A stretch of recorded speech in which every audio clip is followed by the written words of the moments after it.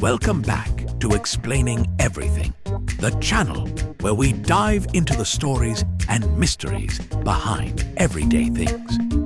Today's question comes from one of our curious viewers, Luna Lover 99. Thanks for the suggestion, Luna. You asked, how does the moon control the tides? If you've ever walked along the beach and wondered why the water seems to come and go like it's on a secret schedule, you're not alone. Today, we're unraveling the science behind the tides, from gravity's invisible pull to the moon's role as Earth's watery puppet master. So, whether you've been puzzled by tidal charts or just want to impress your friends with some lunar knowledge, stick around as we dive into how the moon choreographs the ocean's dance, right here on Explaining Everything.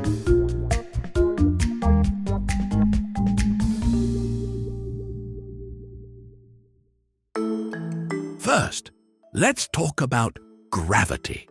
You know, the thing keeping you glued to the couch during your weekend Netflix binge. The moon's gravity works the same way, but with way more flair.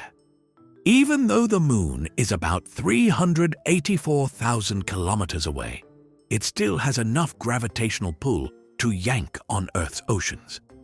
Think of it like the ultimate long-distance relationship, except instead of love letters, it's pulling water.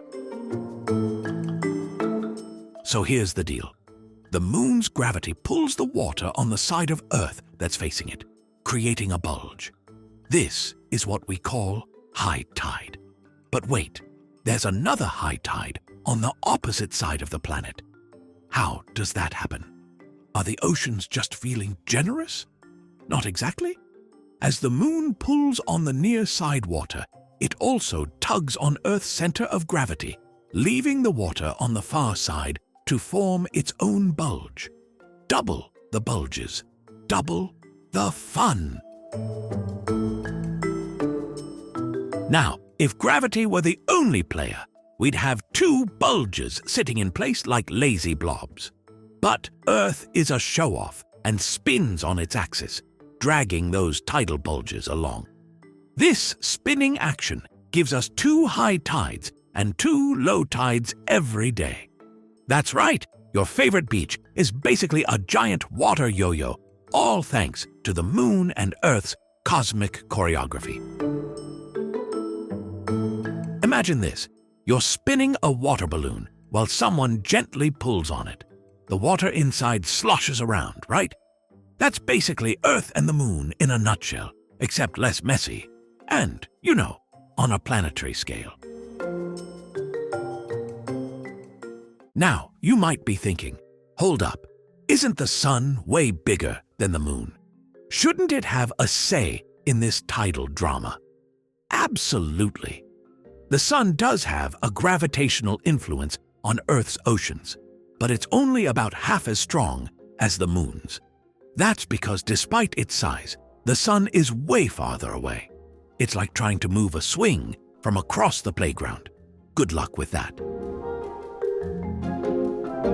When the sun and moon team up, their gravitational forces combine, creating extra high tides called spring tides. This isn't about flowers or allergies. It's just the old English word for leap. On the flip side, when the sun and moon are at right angles to each other, their forces cancel out a bit, giving us lower high tides, known as neap tides. Think of it as the ocean taking a chill pill.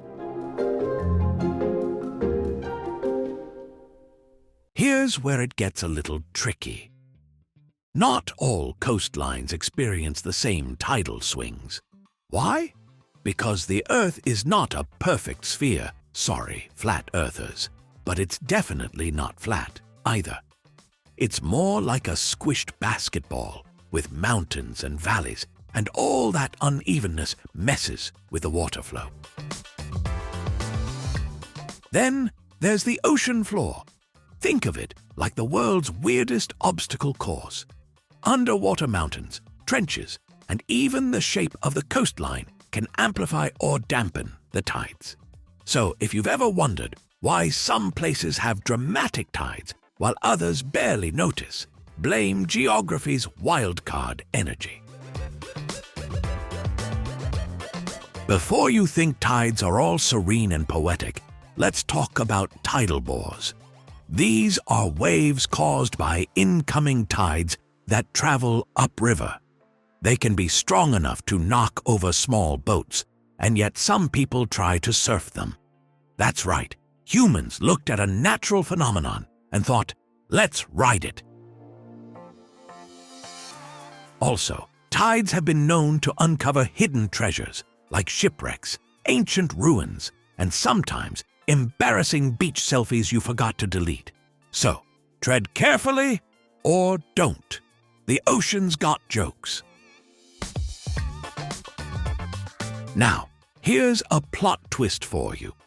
The moon is actually drifting away from Earth at a rate of about 3.8 centimeters per year.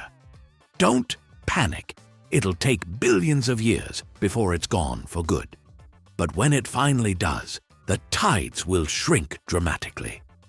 Future Earthlings might only know about dramatic tides from history books, or, more likely, vintage TikToks.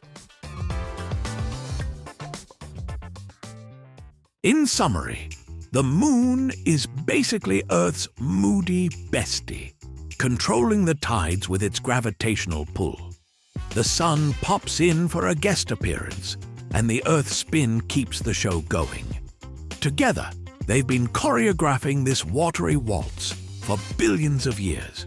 And while we take tides for granted, they are crucial for marine ecosystems, navigation, and of course, giving surfers something to do.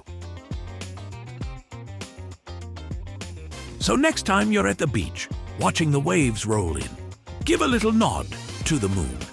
It's working hard up there, pulling strings and making sure the oceans keep their rhythm. And who knows, maybe one day it'll start charging for its services. After all, even celestial bodies have bills to pay. If you enjoyed learning about how the moon controls the tides, give this video a thumbs up and hit that subscribe button for more fascinating deep dives into the everyday mysteries around us. And if you have suggestions for our next video, feel free to share them in the comments below. We'll be sure to give you an acknowledgement for your contribution. Thank you for tuning in, and join us next time here in the channel that answers all the why, what, who, where, and how questions you've always wondered about, here on Explaining Everything.